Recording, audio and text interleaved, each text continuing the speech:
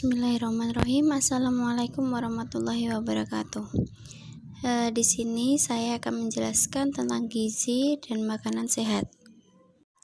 Di sini materi yang akan saya jelaskan yaitu yang pertama yaitu apa itu gizi seimbang, yang kedua apa itu makanan sehat, yang ketiga zat dan vitamin dalam makanan, yang keempat penyakit penyebab makanan, dan yang kelima cara mengolah makanan sehat.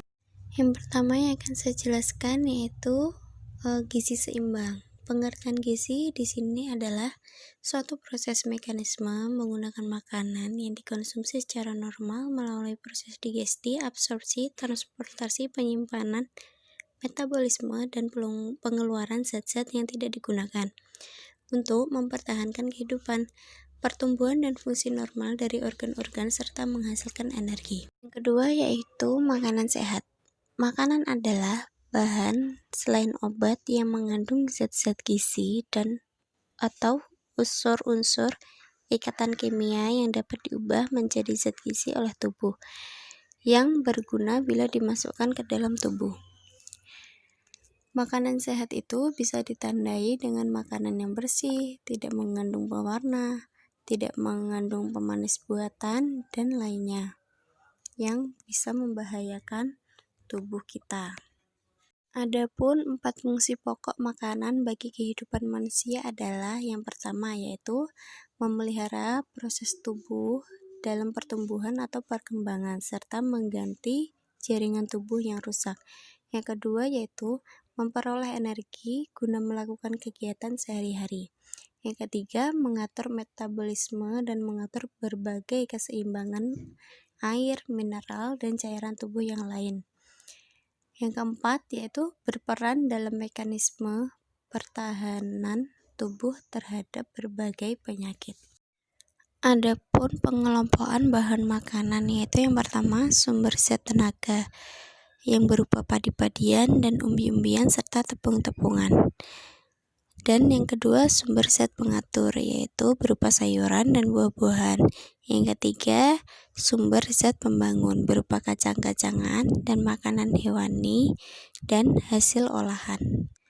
Dalam pengelompokan makanan yaitu sumber zat tenaga yaitu yang mengandung karbohidrat, sumber zat pengatur yang mengandung vitamin dan mineral, dan sumber zat pembangun yaitu yang mengandung protein dan lemak.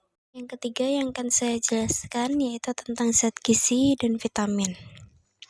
Zat gizi adalah ikatan kimia yang diperlukan tubuh untuk melakukan fungsinya, yaitu menghasilkan energi, membangun dan memelihara jaringan serta mengatur proses-proses kehidupan. Sedangkan vitamin adalah sekelompok senyawa organik berbobot molekul kecil yang memiliki fungsi vital dalam metabolisme setiap organisme yang tidak dapat dihasilkan oleh tubuh. Adapun macam-macam zat gizi seperti karbohidrat, protein, mineral, lemak, dan vitamin. Dan macam-macam vitamin yaitu A, B, B1, B2, B3, B5, B6, B7, B9, B12, C, D, E, dan vitamin K. Adapun macam-macam vitamin dalam makanan yang mengandung vitamin A yaitu ada wortel, kentang, pepaya, hati, telur, keju, dan bayam. Yang mengandung vitamin B yaitu ada daging, gandum, nasi merah, brokoli, dan alpukat. Vitamin C, tomat, jeruk, dan stroberi. Sedangkan vitamin D ada susu, jamur, makanan laut, dan minyak ikan. Vitamin E yaitu telur, kacang-kacangan, dan buah kiwi. Dan yang mengandung vitamin K yaitu berbagai sayuran hijau, alpukat, dan buah kiwi. Di sini vitamin A baik untuk kesehatan mata, sistem imun, dan kulit. Adapun kekurangan dalam vitamin A yaitu dapat berdampak pada kebutaan dan melemahnya daya tahan tubuh. Sementara kelebihan pada vitamin A bisa menyebabkan mual, muntah, hilang nafsu makan, mudah marah, rambut rontok, dan penyakit kuning. Adapun vitamin B kompleks, di sini berfungsi sebagai peran dalam mengubah karbohidrat, protein, dan lemak dari makanan yang dikonsumsi menjadi energi. Dan vitamin B1, B2, dan B3 berfungsi untuk menjaga kesehatan kulit. Sedangkan vitamin B5 membantu sel tubuh memproduksi asam lemak dan sejumlah hormon. Vitamin B6 yang ikut memelihara sistem imun dan membantu produksi sel darah merah. Sedangkan vitamin B7 berperan dalam membantu produksi asam lemak dan asam amino. Sementara vitamin B9 berperan penting dalam pembelahan sel, terutama pada ibu hamil, sehingga meminimalkan risiko cacat lahir dan kelahiran prematur. Di sini vitamin C berfungsi untuk menjaga elastisitas kulit, membantu penyembuhan luka, dan memperkuat pembuluh darah. Selain itu, vitamin C juga berfungsi menghasilkan serotonin dan norepinefrin sebagai pengirim sinyal antar saraf. Adapun kekurangan dalam vitamin C, yaitu dapat menyebabkan anemia, gusi berdarah, luka sulit sembuh, gangguan sistem saraf, dan penurunan massa otot. Di sini vitamin D disebut juga dengan vitamin sunshine. Vitamin D berperan dalam membantu penyerapan kalsium untuk pertumbuhan tulang kuat serta membantu daya tahan tubuh melawan infeksi. Adapun kekurangan vitamin D di sini yaitu akan menyebabkan gangguan tulang seperti osteomalacia atau melunaknya tulang dan rakitis. Sedangkan vitamin E yaitu dibutuhkan untuk melindungi sel-sel dari kerusakan. Vitamin E ini juga berperan dalam menjaga sistem imun, membantu pembentukan sel darah merah, memperlambat penuaan, serta mengurangi risiko katarak dan radang sendi. Jika kekurangan vitamin E akan menyebabkan anemia hemolitik. Dan fungsi vitamin K yaitu memiliki peranan penting pada proses pembekuan darah serta memelihara kesehatan tulang. Dan kekurangan vitamin K ini bisa meningkatkan risiko perdarahan dan patah tulang. Di sini adapun fungsi zat gizi di dalam tubuh, yaitu yang pertama, memberi energi.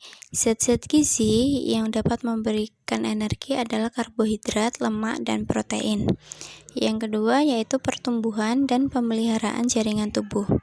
Ada protein, mineral, dan air adalah bagian dari jaringan tubuh. Yang ketiga mengatur proses tubuh, yaitu protein, mineral, air, dan vitamin diperlukan untuk mengatur proses tubuh. Yang keempat yang akan saya jelaskan yaitu penyakit yang disebabkan oleh makanan. Yang pertama yaitu anemia, penyakit kekurangan sel darah merah yang disebabkan oleh kekurangan zat besi dan mineral. Yang kedua obesitas, penyakit kegemukan yang diakibatkan oleh kelebihan karbohidrat dan lemak. Yang ketiga sariawan. Sariawan yaitu luka atau radang di mulut yang diakibatkan oleh kekurangan vitamin C.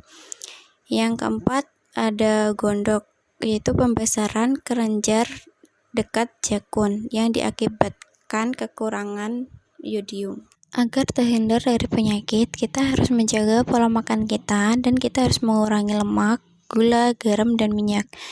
Kita harus memperhatikan gizi dan vitamin dalam makanan yang kita makan, karena jika kekurangan gizi akan mempengaruhi pertumbuhan, perkembangan, dan kecerdasan kita. Maka dari itu, kita tidak boleh makan dengan berlebih-lebihan, cukup dengan porsi yang pas. Adapun batas makanan dalam sehari, yaitu yang pertama, sumber protein nabati dan hewani, cukup dengan 2-3 porsi dalam sehari. Sayuran, cukup dengan 2-3 porsi dalam sehari. Buah-buahan 3-5 porsi dalam sehari. Dan karbohidrat 3-8 porsi dalam sehari. Jika berlebihan, dapat membahayakan juga untuk tubuh kita. Yang kelima yaitu cara mengolah makanan sehat. Cara mengolah lauk pauk dan sayur. Mengolah lauk pauk harus dimasak sampai benar-benar matang, karena jika tidak matang akan mengandung parasit dan kuman berbahaya. Sebelum mengolah sayur, sebaiknya cuci sayur di air mengalir dan air garam. Mengolah sayur sebaiknya tidak lebih dari 10 menit, jika lebih akan merusak vitamin dalam sayur. Jika ingin merebus sayur, maka rebus air sampai mendidih dahulu, baru masukkan sayur. Cara mengolah buah-buahan yaitu, jika ingin memakan buah, sebaiknya pilih buah yang segar, kemudian cuci buah sebelum dimakan. Jika ingin memakan buah, sebaiknya sebelum mengkonsumsi nasi. Buah dan sayur dapat dijadikan garnish. Cara mengolah makanan pokok dan susu. Nasi yang disimpan dalam magic jar selama 12 jam atau lebih akan merusak kadar protein, pati, dan gula reduksi. Sebaiknya setelah 12 jam pindahkan nasi dalam suhu ruangan agar vitamin atau zat gizi dalam nasi tidak hilang. Kemudian susu dan jus yang dibiarkan sampai 2 jam dalam suhu ruangan akan bersifat asam dan menjadi media tumbuh kembang kuman dan bakteri. Maka dari itu, jika kita meminum susu, jus, kita harus segera menghabiskannya. Sekian dan terima kasih presentasi saya. Jika ada salah kata mohon dimaafkan. Wassalamualaikum warahmatullahi wabarakatuh.